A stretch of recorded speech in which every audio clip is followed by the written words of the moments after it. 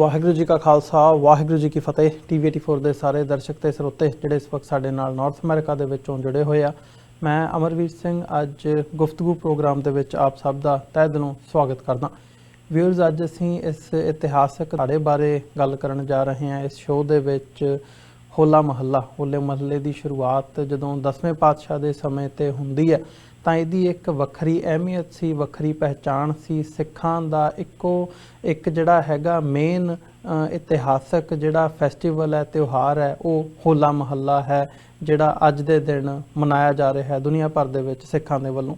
ਪਰ ਇਹਦੇ ਵਿੱਚ ਇੱਕ ਜਿਹੜੀ ਵੱਡੀ ਗੱਲ ਹੈ, ਜਿਹਦਾ ਜਿਵੇਂ ਦੀ ਜੇ ਟਰਾਂਸਲੇਸ਼ਨ ਵੀ ਜਿਹੜੀ ਕੀਤੀ ਜਾਂਦੀ ਹੈ, ਇੱਕ ਮੌਕ ਫਾਈਟ ਦੇ ਤੌਰ ਤੇ ਕੀਤੀ ਜਾਂਦੀ ਹੈ ਹੋਲੇ ਮਹੱਲੇ ਦੀ।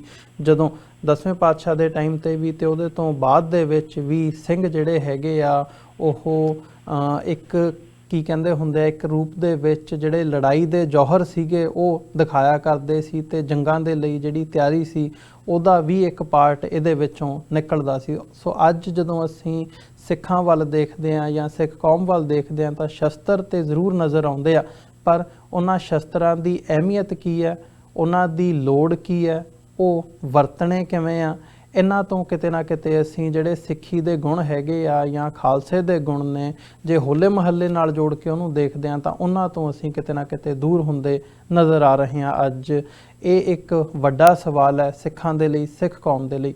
ਸੋ ਇਤਿਹਾਸਕ ਪੱਖ ਤੋਂ ਅੱਜ ਦੇ ਦਿਨ ਦੀ ਅਹਿਮੀਅਤ ਕੀ ਹੈ ਉਹ ਜਾਣਨ ਦੇ ਲਈ ਜਿੰਨੇ ਸਾਡੇ ਦਰਸ਼ਕ ਸਾਡੇ ਨਾਲ ਬਣੇ ਹੋਏ ਆ ਉਹਨਾਂ ਦੇ ਲਈ ਵੀ, ਅਦਰਵਾਈਜ਼ ਵੀ ਇਤਿਹਾਸਕ ਪੱਖ ਵੀ ਤੇ ਅੱਜ ਦੇ ਦਿਨ ਦੀ ਜਿਹੜੀ ਅਹਿਮੀਅਤ ਹੈਗੀ ਹੈ ਉਹਦੀ ਰੈਲੇਵੈਂਸ ਕੀ ਹੈ ਸਾਡੀ ਜ਼ਿੰਦਗੀ ਦੇ ਵਿੱਚ, ਇਸ ਬਾਬਤ ਅਸੀਂ ਅੱਜ ਵਿਚਾਰ ਚਰਚਾ ਕਰਾਂਗੇ। ਇਹ ਸਾਰੀ ਗੱਲਬਾਤ ਦੇ ਲਈ ਸਾਡੇ ਨਾਲ ਅਨੰਦਪੁਰ ਸਾਹਿਬ ਤੋਂ ਸ਼੍ਰੋਮਣੀ ਗੁਰਦੁਆਰਾ ਪ੍ਰਬੰਧਕ ਕਮੇਟੀ ਦੇ ਮੈਂਬਰ ਪ੍ਰਿੰਸੀਪਲ ਸੁਰਿੰਦਰ ਸਿੰਘ ਸਾਡੇ ਨਾਲ ਇਸ ਵਕਤ ਫੋਨ ਲਾਈਨ ਤੇ ਜੁੜੇ ਹੋਏ ਆ। ਆਓ ਉਹਨਾਂ ਨਾਲ ਮਿਲ ਕੇ ਅੱਜ ਦੀ ਇਸ ਵਿਚਾਰ ਚਰਚਾ ਦੀ ਸ਼ੁਰੂਆਤ ਕਰਦੇ ਹਾਂ। ਪ੍ਰਿੰਸੀਪਲ ਸਾਹਿਬ, ਤੁਹਾਡਾ ਸਵਾਗਤ ਹੈ ਜੀ। ਵਾਹਿਗੁਰੂ ਜੀ ਕਾ ਖਾਲਸਾ ਵਾਹਿਗੁਰੂ ਜੀ ਕੀ ਫਤਿਹ। ਵਾਹਿਗੁਰੂ ਜੀ ਕੀ ਫਤਿਹ ਜੀ। ਪ੍ਰਿੰਸੀਪਲ ਸਾਹਿਬ, ਥੋੜਾ ਜਿਹਾ ਇਤਿਹਾਸਕ ਪੱਖ ਵੀ ਮੈਂ ਜ਼ਰੂਰ ਜਾਣਨਾ ਚਾਹੂੰਗਾ। ਇੱਕ ਰਿਫਰੈਸ਼ਮੈਂਟ ਹੁੰਦੀ ਹੈ ਨਵੇਂ ਸਾਲ, ਹਰ ਸਾਲ ਬਾਅਦ ਜਦੋਂ ਹੋਲਾ ਮਹੱਲਾ ਆਉਂਦਾ, ਜਿਹੜੇ ਨਵੇਂ ਦਰਸ਼ਕ ਜੁੜੇ ਹੋਏ ਆ, ਕੁਝ ਇੱਧਰ ਪਾਕਿਸਤਾਨੀ ਸਾਈਡ ਤੋਂ ਵੀ ਹੈਗੇ ਆ ਜਿਹੜੇ ਸਾਡੇ ਨਾਲ ਦਰਸ਼ਕ ਜੁੜੇ ਹੋਏ ਆ, ਉਹਨਾਂ ਬਾਬਤ ਵੀ ਕਿ ਇਤਿਹਾਸਕ ਪੱਖ, ਇਤਿਹਾਸਕਤਾ ਕੀ ਹੈਗੀ ਹੈ ਹੋਲੇ ਮਹੱਲੇ ਦੀ, ਜਦੋਂ ਸ਼ੁਰੂਆਤ ਹੁੰਦੀ ਹੈ ਇਹਦੀ ਅਹਿਮੀਅਤ ਕੀ ਹੈ ਤੇ ਮਤਲਬ ਤੇ ਮਕਸਦ ਕੀ ਸੀ ਸ਼ੁਰੂ ਕਰਨ ਦਾ 10ਵੇਂ ਪਾਤਸ਼ਾਹ ਵੱਲੋਂ ਜਦੋਂ ਇਹਦੀ ਸ਼ੁਰੂਆਤ ਹੁੰਦੀ ਹੈ। ਮੈਂ ਸਮੁੱਚੇ ਸਿੱਖ ਸੰਸਾਰ ਨੂੰ ਸਭ ਤੋਂ ਪਹਿਲਾਂ ਸਰਵੰਸਦਾਨੀ ਦਸ਼ਮੇਸ਼ ਪਿਤਾ ਸਾਹਿਬ ਸ੍ਰੀ ਗੁਰੂ ਗੋਬਿੰਦ ਸਿੰਘ ਜੀ ਮਹਾਰਾਜ ਵੱਲੋਂ ਖਾਲਸੇ ਦੀ ਚੜ੍ਹਦੀ ਕਲਾ ਦੇ ਪ੍ਰਤੀਕ ਸ਼ੁਰੂ ਕੀਤੇ ਗਏ ਹੋਲੇ ਮਹੱਲੇ ਤੇ ਪਾਵਨ ਦਿਹਾੜੇ ਤੇ ਲੱਖ ਲੱਖ ਵਧਾਈ ਦਿੰਦਾ ਹਾਂ। ਬਹੁਤ ਬਹੁਤ ਵਧਾਈ ਜੀ। ਇਹ ਇਤਿਹਾਸਕ ਮਹੱਤਤਾ ਜੇ ਗੁਰਬਾਣੀ ਦੇ ਆਧਾਰ ਤੇ ਦੇਖੀਏ ਤਾਂ ਮੈਂ ਆਮ ਤੌਰ ਤੇ ਸੰਗਤ ਨੂੰ ਸੰਬੋਧਨ ਕਰਦਿਆਂ ਹੋਇਆ ਇਹ ਬੇਨਤੀ ਜ਼ਰੂਰ ਕਰਦਾ ਹੁੰਦਾ ਕਿ ਕਿਸੇ ਸਮੇਂ ਬਾਬਾ ਰਵਿਦਾਸ ਜੀ ਨੇ ਆਪਣੀ ਪਾਵਨ ਬਾਣੀ ਵਿੱਚ ਇੱਕ ਐਸੇ ਰਾਜ ਦੀ ਸਥਾਪਨਾ ਦਾ ਸੰਕਲਪ ਕੀਤਾ ਸੀ ਜਿੱਥੇ ਹਰ ਕੋਈ ਸੁਖੀ ਵੱਸਦਾ ਹੋਵੇ ਜੀ। ਕਿਉਂਕਿ ਸਮਾਂ ਇਜਾਜ਼ਤ ਨਹੀਂ ਦਿੰਦਾ ਵਿਸਥਾਰ ਨਾਲ ਗੱਲ ਕਰੀਏ। ਬਾਬਾ ਜੀ ਦਾ ਉਹ ਸ਼ਬਦ, ਬੇਗਮਪੁਰਾ ਸ਼ਹਿਰ ਕੋ ਨਾਉ ਦੁੱਖ ਅੰਦੋ ਨਾ ਹੀ ਠਾਉ, ਨਾ ਤਸ਼ਵੀਸ਼ ਖਰਾਜ਼ ਨਾ ਮਾਲ, ਖੌਫ ਨਾ ਖਤਾ ਨਾ ਤਰਸ ਜ਼ਵਾਲ, ਜੀ ਖੂਬ ਵਤਨ ਦਾ ਪਾਈ ਉਹ ਖੈਰ ਸਦਾ ਮੇਰੇ ਭਾਈ। ਇਹ ਸਾਰੇ ਸ਼ਬਦ ਦੇ ਵਿੱਚ ਬਾਬਾ ਜੀ ਨੇ ਇੱਕ ਐਸੇ ਰਾਜ ਦੀ ਸਥਾਪਨਾ ਦਾ ਸੰਕਲਪ ਕੀਤਾ ਔਰ ਇਸ ਸੁਪਨੇ ਨੂੰ ਸਾਕਾਰ ਕਰਨ ਦੇ ਲਈ ਸੁਣੀ ਪੁਕਾਰ ਦਾਤਾਰ ਪ੍ਰਭ ਗੁਰੂ ਨਾਨਕ ਜਗ ਮਾਹੇ ਪਤਾਇਆ। ਪੰਜਵੇਂ ਜਾਮੇ ਦੇ ਵਿੱਚ ਉਸ ਬੇਗਮਪੁਰਾ ਦਾ ਸੰਕਲਪ ਦੱਸਦੇ ਹੋਇਆਂ ਗੁਰੂ ਅਰਜਨ ਦੇਵ ਜੀ ਮਹਾਰਾਜ ਦੇ ਉਹ ਪਾਵਨ ਬਚਨ ਹੁਣ ਹੁਕਮ ਹੋਆ ਮਿਹਰਬਾਨ ਦਾ ਪੈ ਕੋਈ ਨਾ ਕਿਸੇ ਰੁਝਾਨ ਦਾ ਸਭ ਸੁਖਾਲੀ ਦੁਖੀਆਂ ਇਹ ਹੁਆ ਹਲੀਮੀ ਰਾਜ ਜੀਓ। ਉਸ ਹਲੀਮੀ ਰਾਜ ਦੀ ਤੁਲਨਾ ਗੁਰੂ ਨਾਨਕ ਪਾਤਸ਼ਾਹ ਨੇ ਅਕਾਲ ਪੁਰਖ ਦੀ ਬਾਦਸ਼ਾਹਤ ਨਾਲ ਕੀਤੀ। ਪਾਵਨ ਬਾਣੀ 'ਚ ਬਚਨ ਬੋਲੇ ਸਨ ਕਿ ਰਈਅਤ ਰਾਜੇ ਖਾਨ ਸਵਾਏ ਦੋ ਅੰਤਰ ਸੋ ਜਾਤੀ ਕਹਿਤ ਨਾਨਕ ਗੁਰ ਸੱਚੇ ਕੀ ਪੌੜੀ ਰਹੱਸੀ ਅਲਖ ਨਿਵਾਸੀ।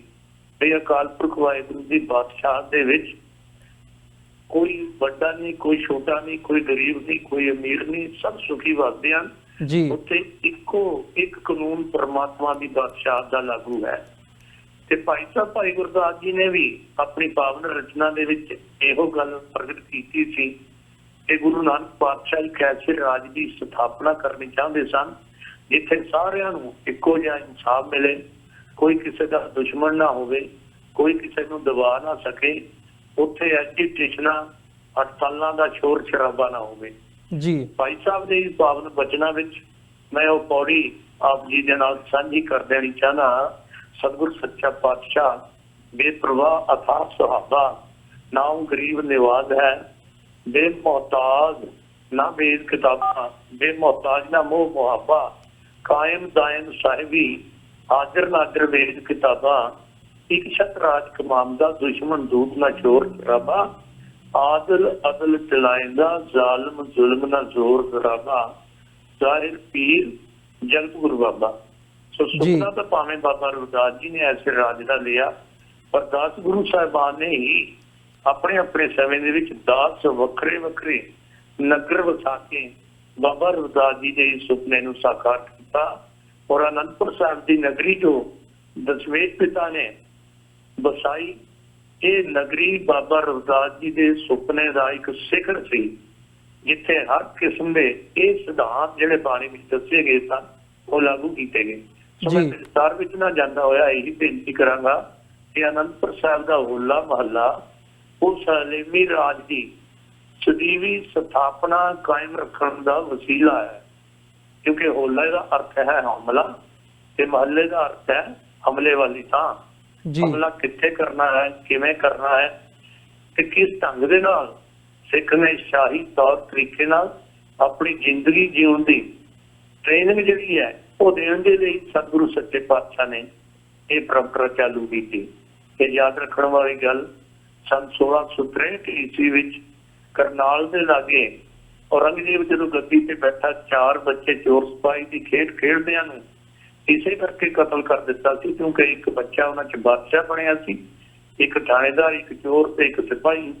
ਤੇ ਔਰੰਗਜ਼ੇਬ ਤੇ ਹਮੇਸ਼ਾ ਸਮੇਂ ਦੀ ਹਕੂਮਤ ਵਿਦੇਸ਼ੀ ਹਕੂਮਤ ਨੇ ਇਹ ਕਾਨੂੰਨ ਹੀ ਬਣਾ ਦਿੱਤਾ ਸੀ ਕਿ ਹਿੰਦੁਸਤਾਨ ਦਾ ਕੋਈ ਗੁਲਾਮ ਵਾਸੀ ਨਾ ਤਾਂ ਸ਼ਾਹੀ ਤੌਰ ਤਰੀਕੇ ਦੇ ਨਾਲ ਜ਼ਿੰਦਗੀ ਜੀ ਸਕਦਾ ਹੈ ਤੇ ਨਾ ਸ਼ਾਹੀ ਚਿੰਨ੍ਹ ਜਿਨ੍ਹਾਂ ਵਿੱਚ ਤਖਤ, ਤਾਜ, ਤੇਗ, ਤਲਵਾਰ, ਤੀਰ, ਤਪੰਗ, ਤੁਪਕ, ਤੋਪ, ਪੁਰੰਗ, ਧੌਂਸਾ, ਨੌਬਤ, ਨਗਾਰਾ, ਝੰਡਾ, ਧਵਜ, ਨਿਸ਼ਾਨ, ਹਾਥੀ, ਪਾਲਕੀ, ਘੋੜੇ, ਫੌਜਾਂ, ਸਰਦਾਰ, ਜਰਨੈਲ, ਸ਼ਾਹ, ਸੁਲਤਾਨ, ਬਾਦਸ਼ਾਹ ਜਾਂ ਬਾਦਸ਼ਾਹ ਆਦਿ ਸ਼ਬਦਾਵਲੀ ਨਾ ਕੋਈ ਗੁਲਾਮ ਵਰਤ ਸਕਦਾ ਸੀ ਤੇ ਨਾ ਹੀ ਇਹਨਾਂ ਚੀਜ਼ਾਂ ਦੀ ਵਰਤੋਂ ਕਰ ਸਕਦਾ ਸੀ ਜੀ। ਤੇ ਧੰਨ ਗੁਰੂ ਨਾਨਕ ਪਾਤਸ਼ਾਹ ਦੇ ਜੋ ਇਨਕਲਾਬੀ ਲਹਿਰ ਚੱਲੀ ਸੀ, ਨੀਚਾਂ ਅੰਦਰ ਨੀਚ ਜਾਤ ਨੀਚੀ ਹੋਵਾਂ ਨੀਚ ਕਹਿ ਕੇ ਸੱਚੇ ਪਾਤਸ਼ਾਹ ਨੇ ਸਦੀਆਂ ਤੋਂ ਲਤਾੜੇ ਜਾ ਰਹੇ ਲੋਕਾਂ ਨੂੰ ਅਣਖਿੱਚਤ ਨਾਲ ਜ਼ਿੰਦਗੀ ਜਿਉਣ ਦਾ ਢੰਗ ਸਿਖਾਉਂਦੇ ਹੋਏ ਬਾਣੀ ਪ੍ਰਮਾਣ ਕੀਤਾ ਸੀ ਕਿ ਸੋਚ ਜੀਵਿਆ ਜਿਸਮਨ ਵਸਿਆ ਸੋਏ ਨਾਨਕ ਅਵਰ ਨਾ ਜੀਵੇ ਕੋਈ ਜੇ ਜੀਵੇ ਪਤ ਲੱਥੀ ਜਾਏ ਸਭ ਹਰਾਮ ਜੇ ਸਭ ਕੁਝ ਖਾਏ। ਬਕਾਇਦਾ ਸਮੇਂ ਦੀ ਹਕੂਮਤ ਇਹ ਹੁਕਮ ਜਾਰੀ ਕਰਦੀ ਰਹੀ।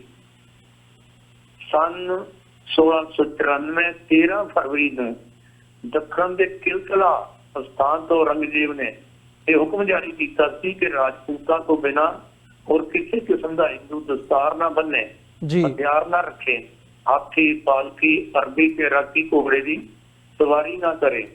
ਮੁਸਤਰੇ ਆਲਮਗੀਰੀ ਵਿੱਚ ਇਹ ਸ਼ਬਦਾਵਲੀ ਵਿਸ਼ੇਸ਼ ਤੌਰ ਤੇ ਲਿਖੀ। 20 ਨਵੰਬਰ 1693 ਈਸਵੀ ਨੂੰ ਔਰੰਗਜ਼ੇਬ ਨੇ ਸਪੈਸ਼ਲ ਹੁਕਮ ਜਾਰੀ ਕੀਤਾ ਕਿ ਜੇ ਗੁਰੂ ਗੋਬਿੰਦ ਸਿੰਘ ਸਾਧੂ ਬਣ ਕੇ ਰਹੇ ਆਪਣੇ ਹਿੰਦੁਸਤਾਨੀ ਪੁਰਾਤਨ ਮਹਾਪੁਰਸ਼ਾਂ ਸਾਧਾਂ ਸੰਤਾਂ ਜ਼ਿੰਦਗੀ ਬਤੀਤ ਕਰੇ, ਜੀ ਸੱਚਾ ਪਾਤਸ਼ਾਹ ਨਾ ਅਗਵਾਏ, ਜ਼ਮੀਅਤ ਜਾਂ ਫੌਜਾਂ ਨਾ ਰੱਖੇ, ਬਾਦਸ਼ਾਹੀ ਤੌਰ ਤਰੀਕੇ ਤਿਆਗ ਦੇਵੇ ਤਾਂ ਭਲਾ, ਨਹੀਂ ਤਾਂ ਕਰ ਘਾਟ ਬਰਬਾਦ ਕਰਕੇ ਵਤਨੋਂ ਕੱਢ ਦਿੱਤਾ ਜਾਵੇ। ਜੀ ਇਹ ਤਵਾਰੀਖ ਸਿੱਖਾਂ ਖੁਸ਼ ਵਕਤ ਰਾਏ ਨੇ ਇਹ ਸ਼ਬਦਾਵਲੀ ਲਿਖੀ। ਅਗਵਾਰੇ ਦਰਬਾਰ ਮੁਹੱਲਾ ਵਿੱਚ ਵੀ ਇਹ ਗੱਲ ਲਿਖੀ ਹੈ ਕਿ ਗੁਰੂ ਗੋਬਿੰਦ ਸਿੰਘ ਜੋ ਆਪਣੇ ਆਪ ਨੂੰ ਨਾਨਕ ਅਖਵਾਉਂਦਾ ਹੈ, ਫੌਜਾਂ ਇਕੱਠੀਆਂ ਕਰ ਰਿਹਾ ਹੈ, ਕਿਲੇ ਬਣਾ ਰਿਹਾ ਹੈ, ਫੌਜਦਾਰ ਨੂੰ ਉਹਨੂੰ ਰੋਕਣ ਦੇ ਲਈ ਹੁਕਮ ਜਾਰੀ ਕੀਤਾ ਗਿਆ। ਇੱਕ ਪਾਸੇ ਪਾਬੰਦੀਆਂ ਲਾਈਆਂ ਜਾ ਰਹੀਆਂ ਸਨ ਤੇ ਦੂਜੇ ਪਾਸੇ ਅਨੰਦਪੁਰ ਸਾਹਿਬ ਦੀ ਪਾਵਨ ਧਰਤੀ ਤੇ ਸਤਿਗੁਰੂ ਸੱਚੇ ਪਾਤਸ਼ਾਹ ਦੇਸ਼ ਵਾਸੀਆਂ ਨੂੰ ਅਣਖੀਜਤ ਤੇ ਗੈਰਤ ਦੇ ਨਾਲ ਜ਼ਿੰਦਗੀ ਜਿਉਣ ਦਾ ਢੰਗ ਸਿਖਾਉਣ ਦੇ ਲਈ ਐਲਾਨੀਆ ਇਹ ਬਚਨ ਕਰ ਰਹੇ ਸਨ। ਸੁਣੋ ਨੰਦ ਲਾਲ ਇਹ ਸਾਜ਼, ਪ੍ਰਗਟ ਕਰਾਊਂ ਆਪਣਾ ਰਾਜ, ਚਾਰ ਵਰਨ ਇੱਕ ਵਰਨ ਕਰਾਊਂ, ਵਾਹਿਗੁਰੂ ਕਾ ਜਾਪ ਜਪਾਊਂ, ਚੜੇ ਤੁਰੰਗ ਉਡਾਵੇਂ ਬਾਜ, ਤੁਰਕ ਦੇਖ ਕਰ ਜਾਹੇ ਭਾਜ, ਸਵਾ ਲੱਖ ਸੇ ਇੱਕ ਲੜਾਊਂ, ਚੜੇ ਸਿੰਘ ਤਿਸ ਬਹੁਤ ਕਰਾਊਂ, ਝੂਲਣ ਮੇਜੇ ਹਾਥੀ ਸਾਜੇ, द्वार द्वार पर नौबत वाजे। जी वंशदानी दशमेश पिता ने देश की अणखीजत गैरत ਨੂੰ ਕਾਇਮ ਰੱਖਣ ਵਾਸਤੇ ਸਦੀਆਂ ਤੋਂ ਲਤਾੜੇ ਜਾ ਰਹੇ ਲੋਕਾਂ ਨੂੰ ਪਾਤਸ਼ਾਹੀਆਂ ਦੇਣ ਲਈ ਔਰ ਇੱਕ ਸ਼ਾਹੀ ਜ਼ਿੰਦਗੀ ਜੀਵਨ ਦਾ ਢੰਗ ਸਿਖਾਉਣ ਦੇ ਲਈ ਇਹ ਹੋਲੇ ਮਹੱਲੇ ਦੀ ਪਰੰਪਰਾ 1680 ਵਿੱਚ ਪ੍ਰਿੰਸੀਪਲ ਸੁਖਬੀਰ ਸਿੰਘ ਜੀ ਲਿਖਦੇ ਨੇ। ਚੇਤਵਦੀ 1 ਨੂੰ ਪ੍ਰਾਰੰਭ ਕੀਤੀ ਸੀ। ਉਸ ਤੋਂ ਬਾਅਦ ਜਿੱਥੇ ਜਿੱਥੇ ਦਸਮ ਪਾਤਸ਼ਾਹ ਜੀ ਰਹੇ, ਪੌਂਟਾ ਸਾਹਿਬ 1684 ਤੋਂ 1687 ਤੱਕ ਤੇ 1688 ਤੋਂ ਬਾਅਦ ਫਿਰ ਅਨੰਦਪੁਰ ਸਾਹਿਬ ਦੀ ਪਾਵਨ ਧਰਤੀ ਤੇ ਸਭ ਤੋਂ ਵੱਡਾ ਇਕੱਠ ਜਿਹੜਾ ਵਿਸ਼ਵ ਪੱਧਰੀ ਇਕੱਠ ਸੀ ਇਹ ਸਨ 1700 ਈਸਵੀ ਦੇ ਵਿੱਚ ਸਰਵੰਸਦਾਨੀ ਦਸ਼ਮੇਸ਼ ਪਿਤਾ ਨੇ ਹੋਲੇ ਮਹੱਲੇ ਦੇ ਰੂਪ ਵਿੱਚ ਅਨੰਦਪੁਰ ਸਾਹਿਬ ਦੀ ਪਾਵਨ ਧਰਤੀ ਤੋਂ ਕੀਤਾ ਜੀ। ਤੇ ਇਤਨਾ 300 ਸਾਲ ਤੋਂ ਵੱਧ ਸਮਾਂ ਇਸ ਵੇਲੇ ਇਸ ਹੋਲੇ ਮਹੱਲੇ ਦੀ ਪਰੰਪਰਾ ਨੂੰ ਸ਼ੁਰੂ ਕੀਤਾ ਹੋ ਗਿਆ। ਅੱਜ ਵੀ ਖਾਲਸਾ ਪੰਥ ਅਨੰਦਪੁਰ ਸਾਹਿਬ ਦੀ ਪਾਵਨ ਧਰਤੀ ਤੇ ਉਸੇ ਸ਼ਾਨੋ ਸ਼ੌਕਤ ਤੇ ਉਸੇ ਜਾਹੋ ਜਲਾਲ ਦੇ ਨਾਲ ਖਾਲਸਾ ਹੀ ਚੜ੍ਹਦੀ ਕਲਾ ਦਾ ਪ੍ਰਤੀਕ ਇਸ ਹੋਲੇ ਮਹੱਲੇ ਨੂੰ ਮਨਾ ਰਿਹਾ ਹੈ। ਜੀ ਬਿਲਕੁਲ ਪ੍ਰਿੰਸੀਪਲ ਸਾਹਿਬ, ਜਿਵੇਂ ਤੁਸੀਂ ਜ਼ਿਕਰ ਕੀਤਾ ਹੈ ਇਤਿਹਾਸਕ ਪੱਖ ਦਾ ਵੀ ਤੇ ਨਾਲ ਇਹ ਵੀ ਗੱਲ ਹੈ ਕਿ ਜਿਹੜੀ ਇਹ ਪਰੰਪਰਾ ਹੈ ਉਦੋਂ ਤੋਂ ਲੈ ਕੇ ਹੁਣ ਤੱਕ ਚੱਲੀ ਆ ਰਹੀ ਹੈ। ਅੱਜ ਵੀ ਜਦੋਂ ਅਸੀਂ ਦੇਖਦੇ ਹਾਂ ਅਨੰਦਪੁਰ ਸਾਹਿਬ ਦੀ ਧਰਤੀ ਤੇ ਬੜੇ ਜਾਹੋ ਜਲਾਲ ਦੇ ਨਾਲ ਜਿਹੜਾ ਹੋਲਾ ਮਹੱਲਾ ਉਹ ਮਨਾਇਆ ਜਾ ਰਿਹਾ ਹੈ। ਪਰ ਇੱਕ ਗੱਲ ਇੱਥੇ ਜਿਵੇਂ ਮੈਂ ਇੰਟਰੋਡਕਸ਼ਨ ਦੇ ਵਿੱਚ ਵੀ ਜ਼ਿਕਰ ਕੀਤੀ ਸੀ ਵੀ ਸ਼ਸਤਰ ਕਿਸ ਗੱਲ ਲਈ ਦਸਵੇਂ ਪਾਤਸ਼ਾਹ ਨੇ ਪਹਿਨਣ ਦੀ ਜਿਹੜੀ ਹੈ ਰੱਖਣ ਦੀ ਹੈ ਉਹ ਕੀਤੀ ਸੀ ਵੀ ਤੁਸੀਂ ਇਹ ਸ਼ਸਤਰ ਰੱਖਣੇ ਆ, ਉਹਦੀ ਅਹਿਮੀਅਤ ਕੀ ਹੈਗੀ ਹੈ ਜਾਂ ਸ਼ਸਤਰ ਦੀ ਜਿਹੜੀ ਵਰਤੋਂ ਹੈ ਉਹ ਕੀ ਹੈ, ਜਿਹੜਾ ਇਹਦਾ ਸਿਧਾਂਤ ਹੈ ਉਹ ਕੀ ਹੈ। ਇਹਨਾਂ ਗੱਲਾਂ ਤੋਂ ਅਸੀਂ ਕਿਤੇ ਨਾ ਕਿਤੇ ਦੂਰ ਹੁੰਦੇ ਨਜ਼ਰ ਆ ਰਹੇ ਹਾਂ ਤੇ ਕੀ ਸਮਝਦੇ ਹੋ ਕਿ ਇਹਦੇ ਕਾਰਨ ਕੀ ਬਣੇ ਆ ਤੇ ਕੀ ਕੀਤਾ ਜਾ ਸਕਦਾ ਹੈ ਕਿ ਜੇ ਅਸੀਂ ਸਿਧਾਂਤ ਦੇ ਨਾਲ ਜੁੜ ਸਕੀਏ ਕੌਮੀ ਤੌਰ ਦੇ ਉੱਤੇ? ਸਿੱਖਾਂ ਨੇ ਦਸ਼ਮੇਸ਼ ਪਿਤਾ ਦੇ ਇੱਕ ਹੁਕਮ ਨੂੰ ਤਾਂ ਮੰਨ ਲਿਆ ਕਿ ਸ਼ਸਤਰਧਾਰੀ ਹੋਣਾ ਹੈ, ਪਰ ਸੱਚੇ ਪਾਤਸ਼ਾਹ ਨੇ ਬਰਾਬਰ ਤੇ ਸ਼ਾਸਤਰ ਦੇ ਧਾਰਨੀ ਭਾਵ ਗਿਆਨਵਾਨ ਹੋਣ ਦਾ ਵੀ ਹੁਕਮ ਕੀਤਾ ਸੀ। ਅੱਜ ਅਸੀਂ ਇਹ ਦੱਸ ਨਹੀਂ ਪਾ ਸਕੇ ਆਪਣੀ ਆਉਣ ਵਾਲੀ ਪਨੀਰੀ ਨੂੰ ਜਾਂ ਉਹਨਾਂ ਵੀਰਾਂ ਨੂੰ ਕਿ ਗੁਰੂ ਗੋਬਿੰਦ ਸਿੰਘ ਜੀ ਮਹਾਰਾਜ ਨੇ ਜਿੱਥੇ ਖਾਲਸੇ ਦੀ ਸਾਜਨਾ ਕੀਤੀ ਉੱਥੇ ਖਾਲਸੇ ਦੇ ਲਈ ਇੱਕ ਵਿਧਾਨ ਵੀ ਬਣਾਇਆ ਸੀ। ਉਹ ਵਿਧਾਨ ਕੀ ਹੈ? ਖਾਲਸਾ 5 ਗੁਣਾਂ ਦਾ ਧਾਰਨੀ ਲਾਜ਼ਮੀ ਹੋਣਾ ਚਾਹੀਦਾ। ਭਾਈ ਨੰਦ ਲਾਲ ਸਿੰਘ ਜੀ ਨੇ ਗੁਰੂ ਗੋਬਿੰਦ ਸਿੰਘ ਜੀ ਮਹਾਰਾਜ ਨੂੰ ਇਹ ਹੁਕਮ, ਗੁਰੂ ਗੋਬਿੰਦ ਸਿੰਘ ਜੀ ਦੇ ਇਸ ਹੁਕਮ ਨੂੰ ਆਪਣੀ ਰਚਨਾ ਵਿੱਚ ਕਲਮਬੰਦ ਕਰਦੇ ਹੋਏ ਲਿਖਿਆ ਸੀ ਕਿ ਸਭ ਤੋਂ ਪਹਿਲਾ ਗੁਣ ਖਾਲਸੇ ਚ ਦਇਆ ਹੋਵੇ, ਖਾਲਸਾ ਹੋਵੇ ਸਦਾ ਉਦਾਰ ਚਿੱਤ। ਦੂਜੇ ਨੰਬਰ ਤੇ ਖਾਲਸਾ ਧਾਰਮਿਕ ਸਿਧਾਂਤਾਂ ਨੂੰ ਕਦੇ ਨਾ ਭੁਲਾਵੇ। ਦੂਜਾ ਗੁਣ ਸੀ ਖਾਲਸਾ ਹੋਵੇ ਸਦਾ ਧਰਮਵਿਰਤ। ਤੀਜੇ ਨੰਬਰ ਤੇ ਹਿੰਮਤੀ ਹੋਵੇ ਖਾਲਸਾ ਨਾ ਹਾਰੇ ਹਿੰਮਤ ਕਦੇ ਵੀ। ਔਰ ਚੌਥੇ ਨੰਬਰ ਤੇ ਦ੍ਰਿੜਤਾ, ਖਾਲਸਾ ਰਹੇ ਅਡੋਲ ਤ੍ਰੈ ਕਾਲ। ਤੇ ਪੰਜਵੇਂ ਨੰਬਰ ਤੇ ਸਾਹਿਬ ਦੀ ਪਾਤਸ਼ਾਹੀ ਸ਼ਾਹੀ ਤੌਰ ਤਰੀਕੇ ਨੂੰ ਖਾਲਸਾ ਕਦੇ ਨਾ ਭੁੱਲੇ। ਖਾਲਸਾ ਪਾਲੇ ਬਿਰਦ ਸਦਾ ਸਾਹਿਬੀ ਵਾਲਾ। ऐसे बचन साडे रहतनामे च लिखे क्योंकि खालसे की ड्यूटी ये लाई थी सच्चे पातशाह ने कि खालसा सो जो निंदा त्यागे। इस गल तो असीं अज बहुत दूर चल चुके हाँ। खालसे ने खालसा सो जो निंदा त्यागे ਖਾਲਸਾ ਸੋ ਲੜੇ ਹੋਏ ਆਗੇ, ਖਾਲਸਾ ਸੋ ਪਰ ਦ੍ਰਿਸ਼ਟ ਤੇ ਆਗੇ, ਪਰਾਏ ਰੂਪ ਵੱਲ ਨਹੀਂ ਤੱਕਣਾ, ਖਾਲਸਾ ਸੋ ਨਾਮ ਰਸ ਰਗ ਲਾਗੇ, ਹਮੇਸ਼ਾ ਨਾਮ ਵਿੱਚ ਰੰਗੇ ਰਹਿਣਾ, ਖਾਲਸਾ ਸੋ ਗੁਰੂ ਹਿਤ ਲਾਵੇ, ਖਾਲਸਾ ਸੋ ਸਾਰ ਮੋ ਪਾਵੇ, ਖਾਲਸਾ ਸੋ ਜੋ ਨਿਰਧਨ को पाला है, खालसा सो जो दुष्ट को गाले, खालसा सो जो चढ़े सुरंग, खालसा सो जो करे नित जंग। सच्चे पातशाह ने ऐसियां ड्यूटियां रहतनामिਆਂ ਦੇ ਵਿੱਚ ਵੀ ਲਾਈਆਂ। ਜੀ ਸਾਡੀ ਰਹਿਤ ਮਰਜ਼ਾਦਾ ਪ੍ਰਵਾਨ ਦੇ ਵਿੱਚ ਵੀ ਲਿਖਿਆ, ਖਾਲਸਾ ਸਾਰੇ ਮੱਤਾਂ ਤੋਂ ਨਿਆਰਾ ਰਹੇ ਪਰ ਕਿਸੇ ਅਨਧਰਮੀ ਦਾ ਦਿਲ ਨਾ ਦੁਖਾਵੇ। ਪੁਰਾਤਨ ਰਹਿਤਨਾਮਿਆਂ ਵਿੱਚ ਵੀ ਇਹ ਗੱਲ ਲਿਖੀ ਹੈ ਕਿ ਜਗ ਮੈਂ ਔਰ ਪੰਜ ਸੌ ਜੀਤੇ, ਕਰੇ ਨਿੰਦ ਨਾ ਕਾਬੂ ਤੇਤੇ।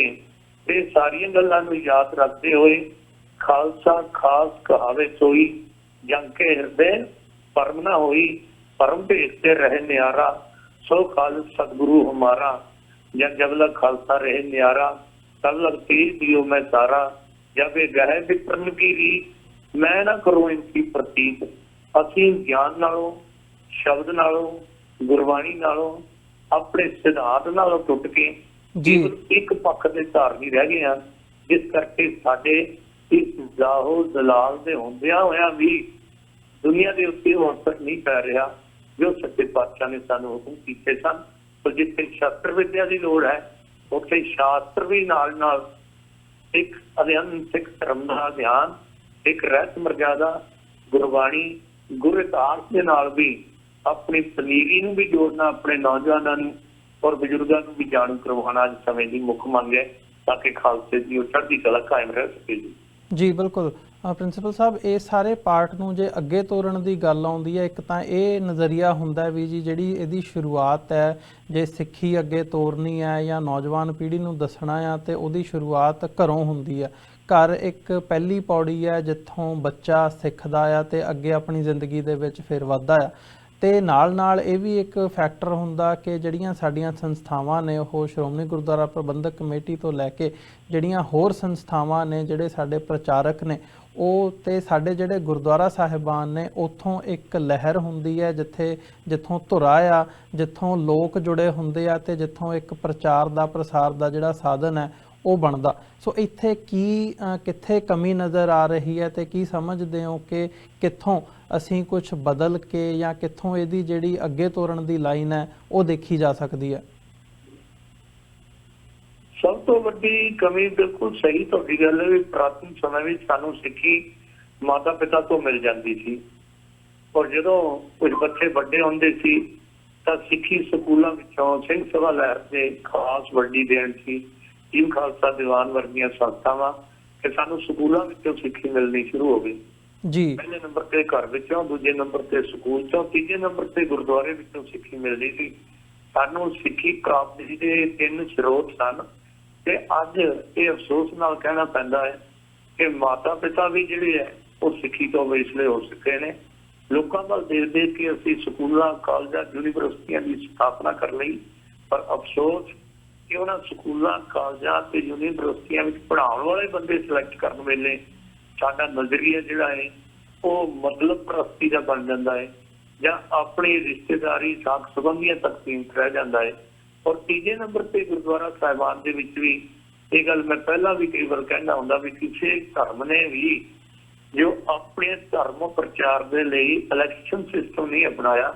ਸਾਡੀ ਬਦਕਿਸਮਤੀ 1925 ਤੋਂ ਬਾਅਦ ਗੁਰਦੁਆਰਾ ਦੇ ਵਿੱਚ ਜੋ ਗੁਰਦੁਆਰਿਆਂ ਦੇ ਆਗੂ ਚੁਣਨ ਦੇ ਲਈ ਅਸੀਂ ਇਲੈਕਸ਼ਨ ਸਿਸਟਮ ਅਪਣਾਇਆ ਸੀ, ਉਹਨੂੰ ਰੱਦ ਕਰਕੇ ਜਦੋਂ ਤੱਕ ਖਾਲਸਾ ਪੰਥ ਸਿਲੈਕਸ਼ਨ ਸਿਸਟਮ ਜੋ 1469 ਤੋਂ ਲੈ ਕੇ 1925 ਤੱਕ ਸਿੱਖਾਂ ਵਿੱਚ ਹਾਵੀ ਰਿਹਾ, ਗੁਰਦੁਆਰਿਆਂ ਦੇ ਪ੍ਰਬੰਧਕ ਚੁਣਨ ਦੇ ਲਈ ਜੋ ਢੰਗ ਤਰੀਕੇ ਯੋਗਤਾ ਦੀ ਕਸਵੱਟੀ ਤੇ ਫੈਸਲੇ ਕੀਤੇ ਜਾਂਦੇ ਸਨ ਆਗੂ ਬਣਾਉਣ ਦੇ ਲਈ, ਉਹਨੂੰ ਛੱਡ ਬੈਠੇ ਹਾਂ, ਜਿਹਦੇ ਕਰਕੇ ਨਾ ਸਾਡੇ ਘਰਾਂ ਵਿੱਚ ਜਥਾ ਰਾਜਾ ਤਥਾ ਪਰਜਾ ਜਿੱਦਾਂ ਦੇ ਆਗੂ ਹੁੰਦੇ ਨੇ ਉਦਾਂ ਦੀ ਪਰਜਾ ਬਣ ਜਾਂਦੀ ਹੈ।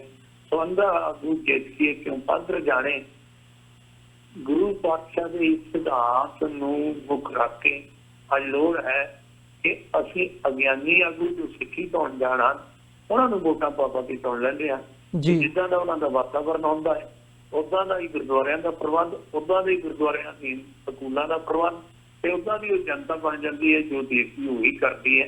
ਇਸ ਵੇਲੇ ਪੰਥ ਨੂੰ ਇਸ ਪੱਖੋਂ ਸੁਚੇਤ ਹੋਣ ਦੀ ਲੋੜ ਹੈ ਕਿ ਫਿਰ ਪਿਛਾਂਹ ਵੱਲ ਥੋੜਾ ਮੁੜੀਏ।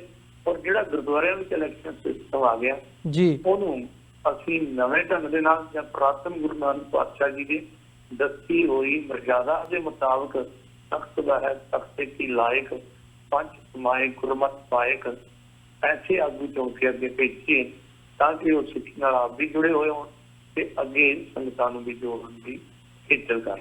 ਜੀ ਐਸੇ ਆਗੂਆਂ ਦੀ ਚੋਣ ਕਰਨ ਦੀ ਲੋੜ ਹੈ। ਜੀ ਬਿਲਕੁਲ। ਪ੍ਰਿੰਸੀਪਲ ਸਾਹਿਬ, ਜਾਂਦੇ ਜਾਂਦੇ ਜ਼ਰੂਰ ਮੈਂ ਅੱਜ ਇਸ ਖਾਸ ਵਿਸ਼ੇਸ਼ ਦਿਹਾੜੇ ਦੇ ਉੱਤੇ ਹੋਲੇ ਮਹੱਲੇ ਦੇ ਮੌਕੇ ਤੇ ਜਿੱਥੇ ਅਸੀਂ ਇਹਦੀ ਅਹਿਮੀਅਤ ਤੇ ਇਤਿਹਾਸਕਤਾ ਦਾ ਜ਼ਿਕਰ ਵੀ ਤੁਸੀਂ ਕੀਤਾ, ਆਪਣੇ ਸ਼ਬਦਾਂ 'ਚ ਬਿਆਨ ਵੀ ਕੀਤੀ ਹੈ, ਜਿੱਥੇ ਜਿੱਥੇ ਤੱਕ TV 84 ਦੇ ਮਾਧਿਅਮ ਰਾਹੀਂ ਸਾਡਾ ਸੁਨੇਹਾ ਜਾਂਦਾ ਹੈ, ਜਿਹੜੀਆਂ ਸੰਗਤਾਂ ਦਰਸ਼ਕ ਸਾਡੇ ਨਾਲ ਇਸ ਵਕਤ ਜੁੜੇ ਹੋਏ ਆ, ਇਸ ਮੌਕੇ ਦੇ ਉੱਤੇ ਉਹਨਾਂ ਨੂੰ ਕੋਈ ਸੰਦੇਸ਼ ਜਾਂ ਕੋਈ ਮੈਸੇਜ ਦੇਣਾ ਚਾਹੋ ਇਸ ਬਾਬਤ ਜਿਹੜੀ ਅਸੀਂ ਵਿਚਾਰ ਚਰਚਾ ਕੀਤੀ ਹੈ? ਬਹੁਤ ਧੰਨਵਾਦ ਜੀ। ਸਾਡੀ ਤਾਂ ਇਹ ਅਰਦਾਸ ਜਿੱਥੇ ਜਿੱਥੇ ਵੀ ਸਿੱਖ ਬੈਠੇ ਹੋਏ ਨੇ, ਰੋਜ਼ਾਨਾ ਹਰ ਸਿੱਖ ਇਹ ਅਰਦਾਸ ਕਰਦਾ ਹੈ ਕਿ ਜਾਂ ਜਾਂ ਖਾਲਸਾ ਜੀ ਸਾਹਿਬ ਤਹਾਂ ਤਹਾਂ ਰਖਿਆ ਰਾਜ ਦੀਕ ਤੀਰ ਫਤਿਹ ਪੰਥ ਕੀ ਜੀਤ ਖਾਲਸੇ ਜੀ ਕੇ ਬੋਲ ਵਾਲੇ ਤਹਾਂ ਤਹਾਂ ਕਾਇਮ ਹੋ। ਸਾਡੇ ਬਜ਼ੁਰਗ ਵੀ ਇਹੀ ਕਹਿੰਦੇ ਚਲੇ ਗਏ ਕਿ ਬਾਹਨ ਸ਼ਿੰਗਾਰੇ ਰਹੇ, ਬਾਜ ਤੇ ਨਗਾਰੇ ਰਹੇ, ਦੁਰਜਨ ਡਰਾਰੇ ਰਹੇ, ਭਾਗੇ ਭੀਮ राह के संगते आबाद रहे, आपके प्रसाद रहे, लाखों एहलाद रहे, देखिए उमा के गद्दियां चल रहे, चौकियां टल रहे, पुंगे चला चल रहे, पूरे उकसा के बाजते दीवान रहे, लागते दीवान रहे, गावते सजान रहे, झूठते निशान रहे, सच्चे पातशाह के ये अरदास हर से करदा है जी। खालसे दे निशान संसार के कोने कोने तक झूलते रहन। ते साडी भी अरदास है ते खालसा पंथ ਨੂੰ ਵੀ ਬੇਨਤੀ ਹੈ, ਮਨ ਵਚਨ ਤੇ ਕਰਮ ਕਰਕੇ ਸਿੱਖੀ ਨੂੰ ਸਮਰਪਿਤ ਹੋਈਏ ਤਾਂ ਕਿ ਖਾਲਸੇ ਦਾ ਬੋਲਵਾਲਾ ਸਾਰੇ ਸੰਸਾਰ ਵਿੱਚ ਹੋ ਸਕੇ ਔਰ ਸਤਿਗੁਰੂ ਦੀਆਂ ਰਹਿਮਤਾਂ ਵਰਤਣ। ਗੁਰੂ ਨਾਨਕ ਪਾਤਸ਼ਾਹ ਦੇ ਨਿਸ਼ਾਨ ਸੰਸਾਰ ਦੇ ਕੋਨੇ ਕੋਨੇ ਤੋਂ ਦਿਖਦੇ ਰਹਿਣ। ਆਪ ਜੀ ਦੇ ਚੈਨਲ ਰਾਹੀਂ ਸਾਰੀ ਸੰਗਤ ਨੂੰ ਲੱਖ ਲੱਖ ਵਧਾਈ ਦਿੰਦਾ। ਆਪ ਜੀ ਦਾ ਵੀ ਤਹਿ ਦਿਲੋਂ ਧੰਨਵਾਦ ਕਰਦਾ ਹਾਂ ਕਿ ਦਾਸ ਨੂੰ ਇਸ ਯੋਗ ਸਮਝਿਓ। ਤੇ ਭਾਵੇਂ ਠੀਕ ਨਹੀਂ ਸੀ, ਪੈਰ ਤੇ ਸੱਟ ਲੱਗੀ ਹੋਈ, 40 ਦਿਨਾਂ ਵਾਸਤੇ ਡਾਕਟਰਾਂ ਨੇ ਪਲਾਸਟਰ ਕਰਕੇ ਬਿਠਾਇਆ ਹੋਇਆ, ਫਿਰ ਵੀ ਤੁਸੀਂ ਹੋਲੇ ਮਹੱਲੇ ਤੇ ਸਾਡੀ ਹਾਜ਼ਰੀ ਲਵਾਤੀ। ਬਹੁਤ ਬਹੁਤ ਧੰਨਵਾਦ ਵੀਰ ਜੀ। ਬਹੁਤ ਬਹੁਤ ਧੰਨਵਾਦ ਜੀ। ਖਾਲਸਾ ਵਾਹਿਗੁਰੂ ਜੀ ਕੀ ਫਤਿਹ ਜੀ।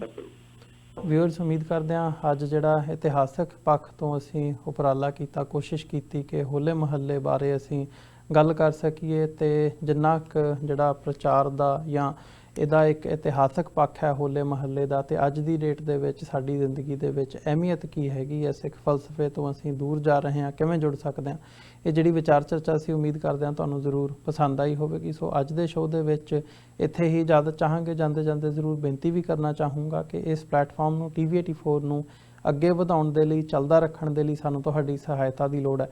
TV 84 ਨੂੰ ਡੋਨੇਟ ਕਰਨ ਦੇ ਲਈ ਤੁਸੀਂ ਸਾਡੀ ਵੈਬਸਾਈਟ www.tv84.tv ਤੇ ਜਾ ਕੇ ਸਾਨੂੰ ਡੋਨੇਟ ਕਰ ਸਕਦੇ ਹੋ ਤੇ ਮੰਥਲੀ ਡੋਨੇਸ਼ਨਸ ਦੇ ਲਈ ਪਲੇਜ ਕਰ ਸਕਦੇ ਹੋ। ਚੈੱਕ ਰਾਹੀਂ ਡੋਨੇਸ਼ਨਸ ਭੇਜਣ ਦੇ ਲਈ TV 84 ਦੇ ਨਾਂ ਦਾ ਚੈੱਕ ਬਣਾ ਕੇ ਤੁਸੀਂ ਸਾਨੂੰ ਸਾਡੇ ਐਡਰੈਸ ਤੇ ਮੇਲ ਕਰ ਸਕਦੇ ਹੋ। 3601 37th ਐਵੇਨਿਊ, ਲੌਂਗ ਆਈਲੈਂਡ ਸਿਟੀ, ਨਿਊਯਾਰਕ 11101। ਵੈਬਸਾਈਟ ਫਿਰ ਦੱਸਦੇ ਹਾਂ ਇੱਕ ਵਾਰ www.tv84.tv। ਇਸੇ ਦੇ ਨਾਲ ਵਿਊਅਰਸ ਅੱਜ ਦੇ ਇਸ ਪ੍ਰੋਗਰਾਮ ਦੇ ਵਿੱਚ ਇੱਥੇ ਹੀ ਇਜਾਜ਼ਤ ਚਾਹਾਂਗੇ। ਦੁਬਾਰਾ ਫਿਰ ਕੱਲ੍ਹ ਨੂੰ ਤੁਹਾਡੇ ਨਾਲ ਮੁਲਾਕਾਤ ਹੋਵੇਗੀ। ਇਜਾਜ਼ਤ ਦਿਓ ਜੀ। ਵਾਹਿਗੁਰੂ ਜੀ ਕਾ ਖਾਲਸਾ, ਵਾਹਿਗੁਰੂ ਜੀ ਕੀ ਫਤਿਹ।